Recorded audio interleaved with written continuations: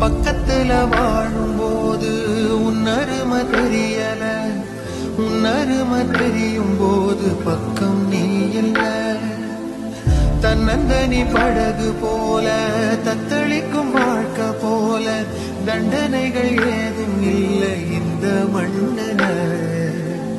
நீரிலே பூத்தாலும் பூக்களின் வாசங்கள் தண்ணியிடம் சேர்வதில்லையே.